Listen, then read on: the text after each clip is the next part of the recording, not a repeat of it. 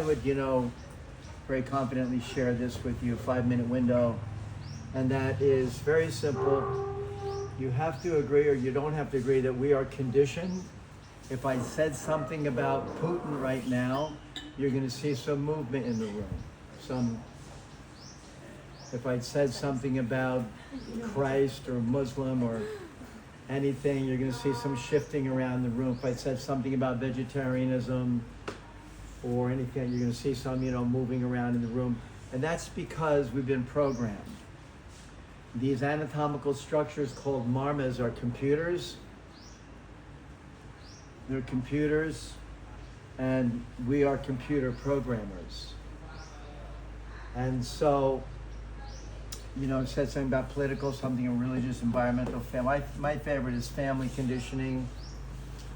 And so let's just celebrate that we're learning this here, how to be a computer programmer, and how we can actually change the embedding, the cellular memory that has occurred through this political conditioning and environmental conditioning and monetary conditioning. And so that's what we're doing, really. We can share with people that we know a talent, we're learning a talent to go in and reprogram your computers, whether it's Lokataksha or Kakshadara or Urvaskanda or Amsa or Kukundara, Bruka. They are computers, so are your chakras, and we're going to go in and we're going to change them using our breathing and using our different talents. Remember the 4 levels of sensitivity: aura, skin, muscle, and of course bone, unless you're on the belly, this organ.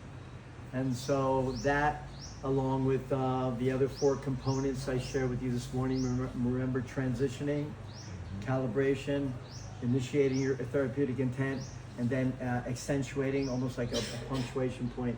So these things are the talents that we're using to have some change, because we are simply not this conditioned soul. As a Hare Krishna monk, it actually went further than that, and you learned right from the beginning that you're not this body. And so that gets a little bit heavy, especially if you're tripping on acid, because the truth of the matter is the Chinta Beta Beta Tattva. You are simultaneously one and not, and different from the body. That's the safer thing to do than just say, I'm not the body. Okay, so, but the truth of the matter is that we are a soul inside the body, and the body has become conditioned. And we really should be encouraging all of us to find out, who am I? Aham Brahmashmi is the first mantra in the Vedas. Aham Brahmashmi means Aham, I am, and Brahmashmi means what? Aham, what am I? Better than who am I is what am I? And so we're representing all that. We're giving people time to be on the futon massage table or the massage chair, and they get to they have an opportunity to experience, more than just his body. And so it's also known as an elevator talk. Somebody share with me right now, who is a celebrity that you would like to work on? Somebody share who would like to work on a certain celebrity. Share. Mukti. I agree. Come on. Some lady boy, maybe. Lady boy, okay. Justin Bieber. So, you're on an elevator, the doors open up, this celebrity gets on with you, and you only have, from the time that those doors close until whatever floor they go to. And for me at one time it was, who was it? Was it Phil Collins? No, it was, I forget who it was. And that was an exercise we put ourselves through. They got on, maybe with their entourage, and they said, hey, Donnie, you look cool, man. What do you do? And you can, if you go, oh, it's about stress and, posture. And then the doors open up, they walk up, and we just blew it. We just blew it. We had the opportunity. Yeah. So you have to have it like milk and honey.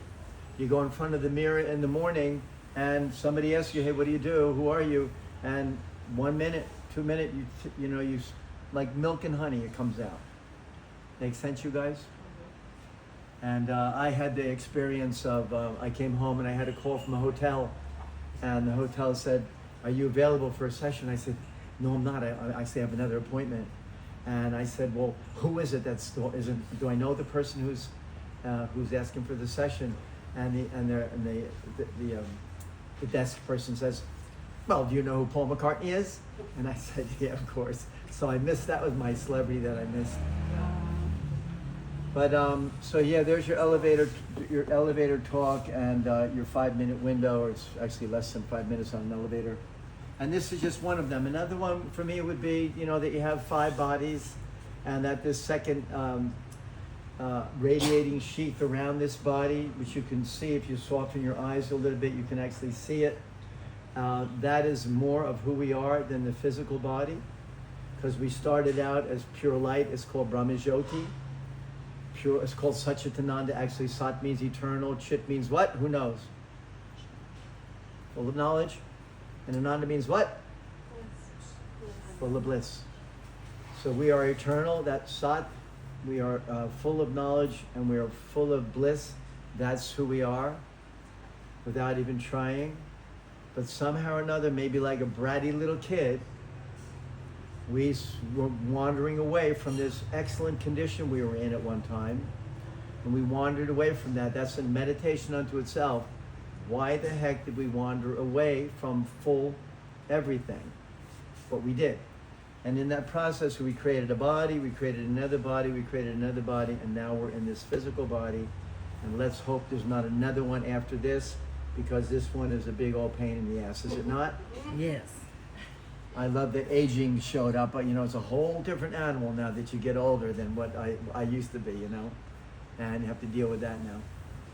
And so, so let's just understand that according to Paramahansa Yogananda, and according to, you know, Ram Dass, and according to so many, this physical body is the least important of our therapeutic intention. The one that's right outside this body, where your emotions are, your ambitions, your projections, your contributions, your talent, your curiosities, your love, your dharmas, your bhaktis, all of that is in that second body, where the one you're probably sleeping with and everything else. And so to let people know that they have not just this physical body, they receive a lot of relief from that also. They're like, oh my goodness, thank God, there's more than just this.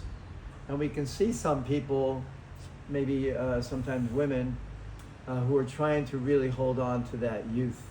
You know, they're getting the shots, you know, and the implants and things like that, because they just don't have any knowledge that, you know, we're not these bodies. And so what are we and who are we is the big question. More important than who am I is what the hell is the spirit? What is that? You know?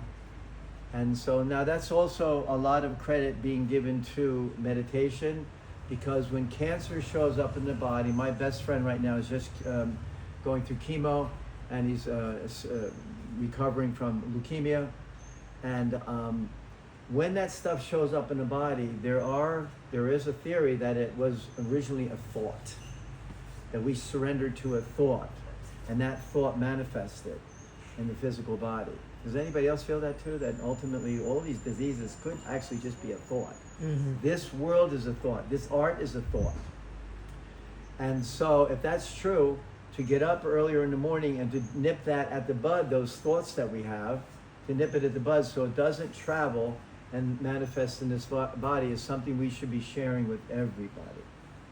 Let them know, nip these negative thoughts at the bud so they don't blossom, and the next thing you know, you're dealing with depression or anxiety. I know what that is. I went through something terrible in 2003. Okay, guys? So I shared 2 with you there, and one is this one right here, that we're conditioned. How do we decondition? Get on the futon. Okay, people come up, Mukti, I got this problem, I got that problem, I got this problem. I say, get on the futon. Get on the massage table. That's how special our art is. Maybe that's not true in the medical world. They're dropping you from one specialist to the another. Oh no, you got to go to you got to go to that specialist. Not us. Get on the futon, whatever it is, depression, anxiety, all of that. Isn't that great, you guys, that we're in possession of that art? And so, before we get busy here, and I can break down what Suriyan taught you this morning, And so you've heard me share this before. You know, there's a medical totem pole, a medical hierarchy. And at the top of this totem pole was, of course, allopathic cardiology, psychiatry, surgery. And at the bottom of that totem pole was our colleagues, massage, yoga, color, sound, aromatherapy, all of that was down here. Always being ridiculed, always being woo-wooed. But what we celebrate today is that the totem pole is lying on its side, and you have to let it in, that dance is the equivalent of psychiatry. There are people who are definitely, no, I'm not going to my shrink, I'm going to a dance class. Because when you really let go and dance, and you crawl over the couch and roll over backwards and all that stuff, you're reprogramming cellular memory. Okay, so let's celebrate that, okay? That massage therapy now is, 50% of the massages in Europe are for, 50% of the prescriptions, medical prescriptions in Europe are for massage. But that all got, of course, pushed aside by some greedy families, okay? Anybody want to comment on this at all? Yes, I would like to say something. Please. So the new quantum physics say that only what you observe exists. Something that's not observed is an illusion and it doesn't exist. And when something, a particle is observed, now it's behaving another way. So now if you observe like a thought, it can behave like in a geometric way that it's either broken or bloom. Yes, Chris can discuss these matters with you. He's practically a physicist, and his wife Misty here are doing some major work in Peru with indigenous people up there, and who are living with that kind of consciousness, okay? Living the quantum... Cosmic consciousness. Yeah. Okay, guys, so any more? Please, Lemon. Yeah, could you elaborate a little bit more on the cellular memory that you speak of? Which one? Cellular memory. What kind of memory? Cellular memory. Oh, cellular memory. Yeah, I love that one because I really haven't heard it anyplace else about that. As a matter of fact, the essay I wrote on it, I quoted 3 different doctors, and they're saying, you know, rocket science might be easier than understanding what cellular memory is. You guys ever read that essay of mine called Cellular Memory? I have. Yeah. Just want you to expound. Okay, so cellular memory, the cells are probably not a little bit intelligent, they're probably infinitely intelligent. And if we function from that platform, it'll make our art a whole lot easier. I have a couple pictures on my phone. They took a picture of one cell, and honestly, it looks like Times Square. It's so busy. And that's just one cell. And so if we surrender to the fact that this cell, when you approach somebody's shoulder, and you're entering, all of a sudden you're entering into that field of energy, just like this room is saturated right now with cell tower signals, is it not, guys? It's saturated. So the same thing with this pranamaya kosha. And so when you approach it, that intelligent field already understands what you're up to. So that means that we can be very elegant and very casual, but the cells are also understanding. I use the example of working with this 90-year-old woman, and she absolutely adored me. And so I gave a session to her one time, and I could only move her leg about this far.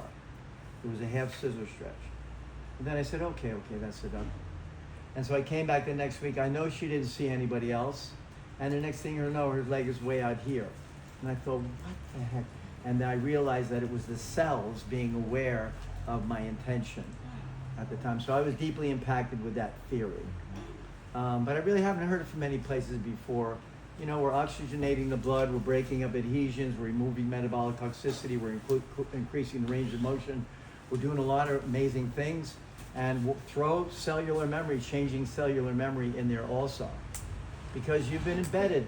I share the example of the Jewish woman that I have, and not only does she annoy me, I love her to death, and that she takes regular sessions, but she walks in and she goes, do me, Mukti. And I always tell her, do yourself. But she always complains, I go to synagogue and I have to stand a certain way around my husband. It was true in Hare Krishna too.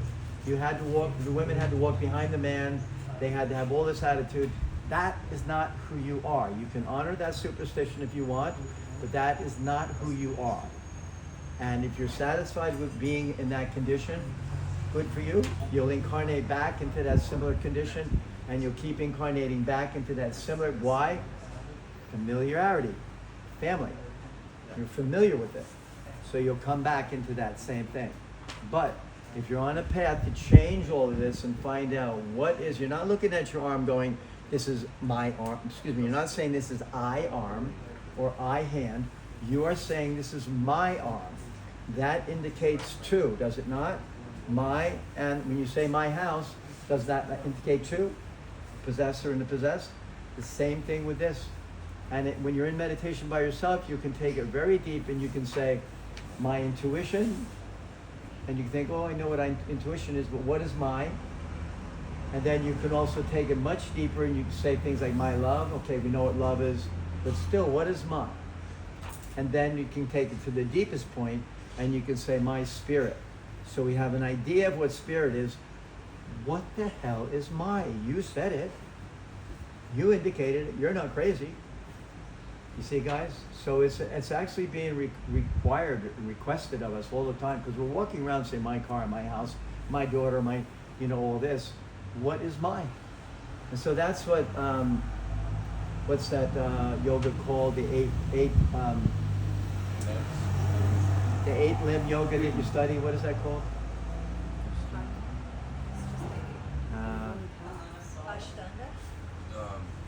It's got actually the number in Sanskrit in 8. I'm trying to think what it is. Yeah. But anyway, what that is in your meditation or in yoga class, you're deducing. Okay, I'm not this hand. Okay, if I took my hand away, I'm still here. I'm not this arm. If I took my arm away, I'm still here. And you're deducing all this until you're really getting closer and closer to the yamas and niyamas. What is it? The yamas. Yama and niyamas. That's getting closer. It's something. It's 8-limbed yoga. Yeah. Mukti, it's not Ashtanga. Ashtanga. There it is. Ashtanga. Say it again. And Ashtanga. that's the yoga of deducing. You're working your way back into what is my soul. To bring it all back home, you guys, not to be too heady or cerebral, we are offering the person the opportunity and ourselves as a giver to experience that. Okay, I don't know if other doctors' offices or dentist offices or anything is providing that opportunity, but we certainly are. And so we create space. We create space as part of our therapy, and that's one of my essays I wrote also. Are you getting out of the way in a session? Or are your mind so busy that you're clouding up their space? They're paying you, so you should be able to get out of the way and just do the art. And it's an art to get out of the way. Okay, guys, so please, honey. I just, in where I'm from, it's very hard to get a good massage. I mean, I don't know why, but either somebody's elbowing me and I'm on the defense the whole time, or somebody's feather dusting me. They don't have any dynamics to their massage. And I notice the people that come to me, some people aren't really well versed in receiving a massage. So what I try and tell people is, this isn't me giving a massage to you.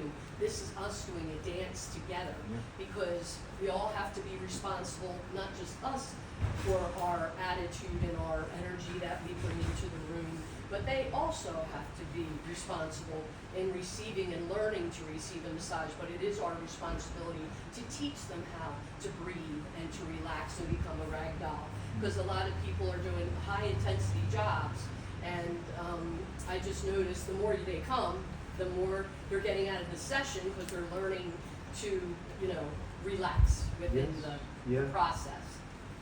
So breathing will always override the mind. That should be on your t-shirt. And we should really celebrate and cherish that. A lot of people are having a hard time with their mind these days. And but if we just share some conscientious breathing with them, they can, again, assume that what's called vairagya, which is that innocent purity that a child has. And not Viagra, vairagya. It's a little bit different. Guys. And somebody had a question, Leslie? I've always heard of muscle memory. You just mentioned another kind of cellular memory. And I was just thinking, people now are talking to me about generational commemorate 400 in my family died in Auschwitz in one family. And people told me I carry 400 to let them go to the white light. But they said that being raised with the cortisol of survival and loss, that you become a cortisol junkie. And that's generational, related to generational memory. And when you story about moment, Cellular. This is cellular memory. You're saying that It's deep, but we still have a responsibility to heal it. because it's an organism with electrical positive and negative. You're saying that you're thinking it's stored. Yeah, we have to. It has its own. Yeah. It's a generating like a wheel in itself. I understand, Leslie. So there were 5 million people in Russia who were starved. We had the Irish famine also, and a lot of drunk people came out of that because it was so sad. We have a lot of that going on. And what is your remedy to solve all that? What is your remedy? How are you going to heal that entirely? Share it with the class. Stuff. Huh? I'm letting them go. You're letting what go? These people. The people? I don't know. That's why I'm And here. how are you letting them go? That's why I'm here. Yeah, so some people are very comfortable with the uncomfortableness. And they're going to be stuck in this, oh, there's no answer, and they're going to stay in that, and that's pitiful. There is a solution, and there is a remedy, and we are definitely representing it. So we ate the red pill, take a stand. We're not just some hippies doing some crazy movement. We have a very serious art to offer other people. Okay, but I'm not going to deal with somebody who's like, oh God, we just have to leave it like that, you know, and then off they go like this. No, I don't say that. What I do, I'm not saying you I have. believe that I give, and that by changing anything, doing anything, makes change, and something positive or negative will come out of doing something, but especially doing kind, good, connected. That's all that I can. If you're on the path, enlightenment can happen at any time. If you're not on the path, then too bad for that person. But we're all on the path of enlightenment, so it could happen in fullness at any one moment. Walt Whitman talked about it, and several historical figures. They were just walking on the street, and bang, here come this full enlightenment just out of nowhere. So all goodness to us, because we're on the path, we're playing the game, and it could happen at any moment, and that's what we're representing also. It does. Every time I see someone big or small, I feel like I'm lifted up. So that is. You also have to lift yourself up and replace the negative thoughts with positive thoughts and behaviors. So you get in the good habits. You know, we all come from crap. That was your lecture lesson. Yeah, right. What was the essay that you said? Leave space in the room. What you said you were. Are you getting out of the way? Or are you getting? For the 1 or 2 people have read that. On social media too, I put it out there, and I'm sure there's like 1 or 2 people have read it, you know. Okay guys, so let's celebrate, let's cherish our colleagues. We ate the red pill, we have a responsibility. As responsible as psychiatry or surgery. I hurt my shoulder in martial arts terribly, and I had the option of going getting surgery, and I chose to walk my talk and receive herbal packs and acupuncture and massage and dance and breathing, and it took me a year to heal. My friend in my martial arts class, he also hurt his shoulder, and he went for surgery. It took him a year to heal. What's the difference? It took me a year to heal, it took him a year to heal. Okay? And I'm sure we have plenty of examples like that out there. And again, let's celebrate our art, my friends. And I'm sure that the gods and goddesses are dancing in delight that this is going out there.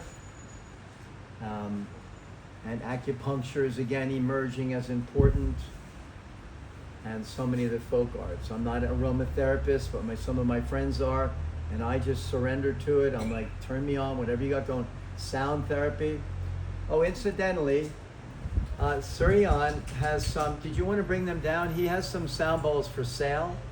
Yeah, because this one is belong to Sing on the first time to Nepal. So I bring it from there. So since the COVID-19 I use to practice because I think I should share with someone because I don't use now. Yeah, it's take a long time to bring it here by myself. So I can show when you want me to show. Okay, anytime you want. It's size